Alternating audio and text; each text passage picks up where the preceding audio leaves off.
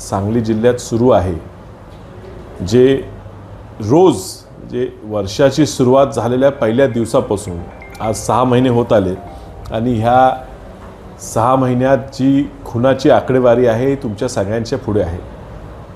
पोलिसांवर लोकांचा पूर्णपणे विश्वास उडालेला आहे। पोलीस स्टेशनला जाऊन एखादी तक्रार द्यायची म्हणजे स्वतःवरच एक केस ओढून घ्यायची अशी परिस्थिती निर्माण झालेली आहे। कालचीच घटना पोलीस स्टेशनला, संजयनगर पोलीस स्टेशनला एक कार्यकर्ते गेले होते, त्यांच्या घरात घुसून काही नशेतली पोरं धमकी देऊन पैसे मागून खंडणी मागून गेली।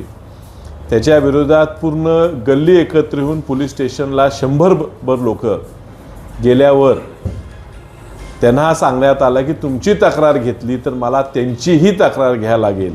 याचा अर्थ तुम्ही तक्रार देऊ नका, आपापल्या घरात जावा। त्या व्यक्तीचा जर पुन्हा पैसे नाही दिले म्हणून जर खून झाला असता तर जबाबदार कोण? ह्या सांगलीतल्या काही इलाक्यात जे खून होतात त्या खून झाल्यावर एक पॅटर्न आलेला आहे। तो पॅटर्न असा आहे की खून झाल्यावर अल्पवयीन मुलगा काही दिवसानंतर पुढे येतो आणि तो कबुली देतो की तो खून मीच केला आहे। त्या मुलाचा त्या खुनाशी काही संबंध नसतो, मात्र ह्या अशा तरुण मुलांना सुधारगृहात पाठवून वर्षभरात सोडवून घेऊन अशी खुनाची आरोप स्वतःच्या अंगावर घेण्यासाठी एक टोळी ह्या पोलिसात काम करते आणि त्यात पैशाचा दर ठरतो। खून झाल्यावर त्या खुनातनं सुटायचं कसं ह्यासाठी सुद्धा दरपत्रक आज या पोलीस स्टेशनच्या माध्यमातून सगळीकडे आलेलं आहे। SP आता नवीन आलेले आहेत, त्यांनी काय ह्या ठिकाणी करण्यासाठी आलेले आहेत हे अजून कळलेलं नाही। ही जतची घटना सगळी घडत होती।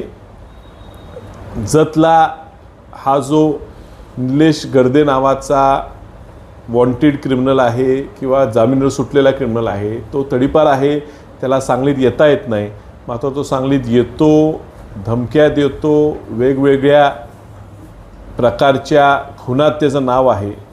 ज्या व्यक्तीवर आधीच पाटोळेच्या खुनाचा आरोप आहे, सगळे साक्षी पुरावे त्याच्या विरोधात आहेत, तो व्यक्ती मुळात जामीनवर सुटतोच कसा ह्यासाठी पोलिसांनी त्याच्या जामिनाचे ॲप्लिकेशन नेमकं काय म्हणणं मांडलं होतं हे सुद्धा आज पोलिसांनी समोर देणं गरजेचं आहे।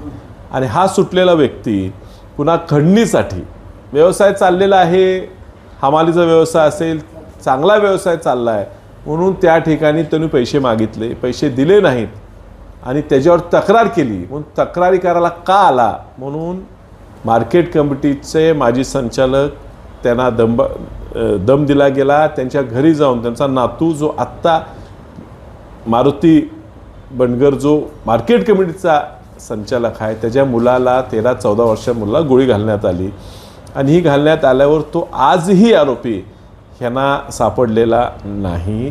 तो तिथून इथं येऊस तोपर्यंत 4 गाड्या बदलल्याचं आरोप लोक करतात। ते 4 गाड्या कुणाच्या होत्या, कुठे होत्या?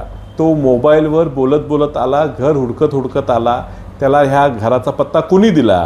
ह्या चौकशा पोलिसांनी कशा करायच्या आम्ही सांगायची गरज नाही, त्यात त्यांचं ते काम आहे, त्यांनी करायला पाहिजे। एवढे दिवसात हा व्यक्ती जर मोकळा फिरतोय ह्याचा अर्थ हेच आहे की आता ह्याला सुद्धा सोडवण्यासाठी कुठला तरी अल्पवयीन मुलगा जो हे आरोप स्वतःवर घेणार आहे ह्याची कदाचित तलाश चालू असेल आणि त्यात ती मांडवली टक्केवारी पैसे दर हा ठरत असेल असा संशय येतो।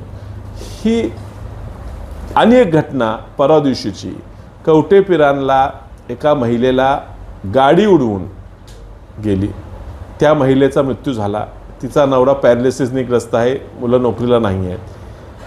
पहाटे 6 वाजता ही घटना घडली। पोलीस स्टेशनला ताबडतोब कळवण्यात आलं। जो आरोपी आहे, संशयित आहे, तो व्यक्ती शासकीय सेवेत कामाला आहे। तक्रार ही आहे की कदाचित पेक्षा नक्कीच तो दारूच्या नशेत होता आणि त्यामुळे त्यांनी ही घटना घडली। त्या बाईला उडवलं, पुढे लहान मुलीला उडवलं, तो पुढे गेला। पोलिसांकडे तक्रार करून घरच्या लोकांनी ती गाडी कुठं आहे, तो व्यक्ती कुठं आहे, त्या घरापर्यंत 2 तासात ते पोचले। मात्र पोलिसांनी ह्या व्यक्तीला 36 तास ओलांडोस तोपर्यंत अटक केली नाही। 36 तासाने तोच त्या ठिकाणी पोलीस स्टेशनला आपोआप हजर झाला। 36 तास का थांबला?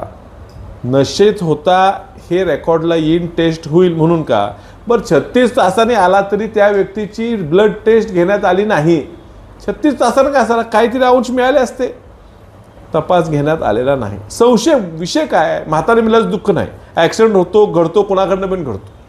पण पोलीस स्टेशन पहिला आरोपी पकडायच्या आधी सेटलमेंट कसं करायचं, समोरच्याला कसं वाचवायचं आणि सामान्याला कसं त्रास द्यायचा हेच बघणार असेल. मी फक्त 2 दिवसाची उदाहरणं दिली, पण हे राजरोज चाललेलं आहे. पूर्णपणे विश्वास पोलिसांवरनं लोकांचा उठलेला आहे.